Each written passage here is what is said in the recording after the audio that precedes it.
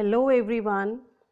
Once again I am here with my next video on the poem titled A Legend of the Northland. It is the poem number 5 of the book Beehive of class 9th. Till now we have come to know that long ago there lived an old lady in Northland. She was very selfish and greedy. One day Saint Peter, while preaching around the world, reached her door. When he reached at her door, he saw that she was making cakes and baking them on a hearth. Saint Peter was fainting with hunger as he was moving all around in the world and preaching, so he wanted to have those cakes. He asked the lady to give a piece of cake. So the lady, she tried to make a small cake. As she was very much greedy by nature, she didn't want to give the cakes already baked by her, as according to her they were very big in size. So 3 times she tried to bake a very small cake. Now after that, what happens? Let us see. It is on your screen. It is the stanza number 11. When Saint Peter saw that the lady didn't want to give him the cake, so he grew angry. That good Saint Peter grew angry, for he was hungry and faint. अब वो Saint Peter जो है वो नाराज़ हो गए, गुस्सा आ गया उन्हें. क्यों? क्योंकि वो बहुत ज़्यादा भूखे थे. उन्हें बहुत कमज़ोरी महसूस हो रही थी क्योंकि उन्होंने कुछ नहीं खाया हुआ था. And the selfish lady was not ready to give him even a single cake. और जो वो सेल्फिश लेडी थी, वो जो ग्रीडी लेडी थी, वो जो माइजर लेडी थी, वो लेडी जो है उस सेंट पीटर कुछ देने के लिए तैयार नहीं थी. इवन एक छोटा सा केक भी नहीं, छोटा सा केक का पीस भी नहीं. And surely such a women was enough to provoke a saint. और ऐसे बिहेवियर वाली जो ग्रीडी लेडी है, ये श्योरली जो है सेंट पीटर को जो प्रोवोक करती, मतलब उत्तेजित करती है. He makes him angry by his behaviour. तो मतलब स्टेंजा 11 में क्या दिखाया कि सेंट पीटर को जब गुस्सा आता है उस ग्रीडी लेडी के नेचर के कारण, बिहेवियर के कारण, और वो बहुत ज़्यादा गुस्सा हो जाते हैं. अब जब वो गुस्सा हो जाते हैं उसके बाद आगे क्या होता है, चलो स्टेंजा नंबर 12 देखते हैं हम लोग. ठीक है. एंड ही सेड, अब जब सेंट पीटर गुस्सा होते हैं तो वो कहते हैं you are far too selfish, कि तुम बहुत ज़्यादा सेल्फिश हो, बहुत ही ज़्यादा स्वार्थी हो, बहुत ही ज़्यादा मतलबी हो. कौन? वो ओल्ड लेडी. वो बहुत ही सेल्फिश है. To dwell in human form. अब सेंट पीटर कहते हैं कि तुम इतनी सेल्फिश हो कि तुम्हें ह्यूमन फॉर्म में, एक मनुष्य के रूप में रहने का कोई हक नहीं है.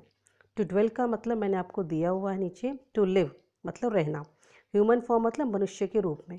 ठीक है. और मनुष्य के रूप में रह के तुम्हें कोई हक नहीं है to have both food and shelter and fire to keep you warm, कि तुम्हें खाना भी मिले, तुम्हें रहने के लिए जगह भी मिले, और इस ठंड में तुम्हें फायर भी मिले ताकि तुम्हें गर्माहट मिल सके. ठीक है. तो सेंट पीटर क्या है, उन्हें बहुत मतलब श्राप दे देते हैं, कर्स करते उस लेडी को, कि कहते कि वो बहुत सेल्फिश है, ह्यूमन बीइंग के रूप में वो रहना डिज़र्व नहीं करती है. And he also says that God has given a food, shelter and fire to keep warm, but she had become selfish of all those resources that are given by God. Okay, so she did not want to share them with anybody. और वो जो lady है वो उन चीज़ों को जो भगवान ने उसे खाना दिया है, रहने के लिए जगह दी है, ठीक है, फायर की फैसिलिटी दी है गर्माहट के लिए सर्दी में, तो उन चीज़ों को वो डिज़र्व नहीं करती है. ठीक है. तो ये था हमारा स्टेंजा नंबर 12. चलो अब स्टेंजा नंबर 13 देखते हैं. स्टेंजा नंबर 13 क्या है. Now you shall build as the birds do. अब सेंट पीटर कहते हैं कि अब तुम बिल्ड करोगे, मतलब बनाओगी, ठीक है, जैसे बर्ड्स करते हैं, एज द बर्ड्स डू, जैसे कि बर्ड्स करते हैं, and shall get your scanty food, और तुम्हें अपना स्कैंटी, स्कैंटी मतलब बहुत कम, वेरी लिटिल, ठीक है, फूड तुम्हें मिलेगा। कैसे? By boring and boring and boring. Bore का मतलब होता है छेद करना, होल करना। किस चीज़ में? हम लोग किसी टूल के साथ, किसी औजार के साथ किसी चीज़ में छेद करते हैं तो उसको बोरिंग कहते हैं। तो सेंट पीटर कहते हैं कि तुम्हें खाना मिलेगा, बहुत कम मिलेगा, होल कर करके किसी चीज़ के अंदर, all the day in the hard, पूरा दिन उस हार्ड चीज़ में तुम छेद करती रहोगी, उस ड्राई वुड में छेद करोगी, और तब तुम्हें खाना खाने को मिलेगा। मतलब as you can see in the picture, it is the picture of the woodpecker. और ये इसको हम हिंदी में कट फोड़ा कहते हैं, जो कि आपने आवाज़ सुनी कई बार, कट कट कट टक टक टक की आवाज़ आती है। ये स्टेम जो होता है, पेड़ का तना जो होता है उसमें छेद करता है, और स्टेम जो बहुत हार्ड होता है, ठीक है, उस तने में छेद कर करके अंदर से वो अपना खाना निकालता है। बहुत मेहनत करनी पड़ती है इस बर्ड को। तो ये श्राप देते हैं सेंट पीटर्स लेडी को कि तुम्हें भी इस बर्ड की जैसे बर्ड बन के अपना खाना जो है वो अरेंज करना पड़ेगा, बहुत मेहनत करके, ठीक है। तो ये था हमारा स्टेंजा नंबर 13। चलो अब आगे हम लोग करते हैं अपना स्टेंजा नंबर 14। क्या कह रहा है stanza number 14? Then up she went through the chimney. अब जब श्राप दे दिया सेंट पीटर ने, तो उसी समय जैसे उन्होंने कर्ज किया, मतलब श्राप दिया उस औरत को, उसको कोई मौका नहीं मिला। She didn't get a chance to speak for herself, अपने लिए कुछ बोलने के लिए, कुछ सफाई देने के लिए उसको कोई मौका ही नहीं मिला।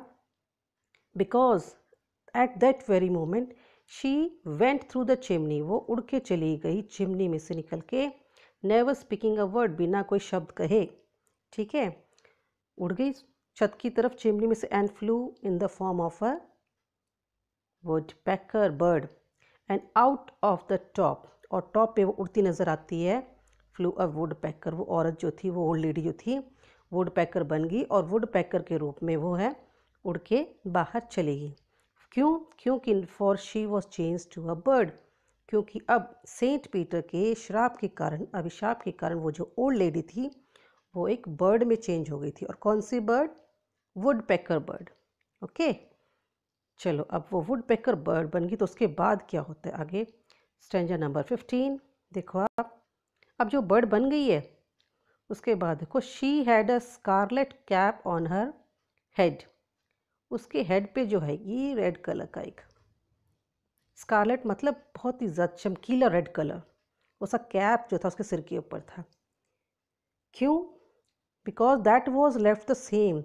जब वो ओल्ड लेडी जो थी, जब उसने जो कपड़े पहने हुए थे, उस समय उसके सिर के ऊपर एक रेड कलर की कैप थी। बाकी वो सारी चेंज हो गई, बर्ड बन गई, सब कुछ उसका जल गया कपड़े वगैरह, लेकिन उसकी जो कैप थी वो एज इट इज़ रही, ठीक है। तो कैप जो रेड कलर की थी वो बर्ड बनने के बाद उसके सिर पे रही, and that was left the same but all rest of a cloth, बाकी जो कपड़े जो उस लेडी, ओल्ड लेडी ने पहने हुए थे, वो सारे उसके जो हैं देवर बर्नट, जल जाते हैं, black as coal in the flame, जैसे कोयला जो होता है आग में जल के बिल्कुल काला हो जाता है, वैसे काले रंग के हो गए थे। और देखो उसकी बॉडी जो है पूरी ब्लैक हो जाती है, ठीक है। तो ये उसका पूरा फॉर्म, उसका रूप जो है वो इसमें कन्वर्ट हो जाता है, ऐसी वो चेंज हो जाती है। तो ये था हमारा स्टेंजा नंबर 15, ठीक है। अब आता है हमारा stanza number 16। This is the last stanza of the poem. अब जब वो बर्ड में कन्वर्ट होगी, ठीक है, तो ऐसा कहा जाता है कि every country school boy has seen her in the wood. ऐसा माना जाता है, कंट्री बॉय का मतलब रूरल एरिया के जो लड़के हैं, ग्रामीण लड़के जो होते हैं, गांव के जो लड़के होते हैं, उनको कंट्री बॉय कहते हैं, ठीक है। तो जो गांव के जो लड़के जो थे स्कूल बॉय, उन्होंने उसको देखा है इन द वुड, वुड मतलब जंगल में, ठीक है, where she lives in the tree, जहाँ पे वो ओल्ड लेडी वुड पैकर बनने के बाद रहती है, टिल दिस वेरी डे, इस दिन तक, जब तक ये स्टोरी बताई गई है। और वो क्या करी जंगलों में? Boring and boring for food, अपने खाने को प्राप्त करने के लिए जो पेड़ हैं, ट्रीज़ जो हैं, उनके स्टेम में वो होल कर रही है, ठीक है, छेद कर रही है अपने खाने को प्राप्त करने के लिए, क्योंकि उसने एक नीडी व्यक्ति को, ज़रूरतमंद व्यक्ति को खाना नहीं दिया, तो उसको श्राप मिला कि वो भी खाने को ऐसे ही तरसे, बड़ी मेहनत के बाद उसको खाना मिले। ठीक है, तो ये थी हमारी पोएम। स्टैंजा नंबर 16 के साथ हमारी पोएम हो जाती है कंप्लीट। तो ये पोएम थी हमारी किसके बारे में? एक लेजेंड है ऑफ एन ओल्ड लेडी।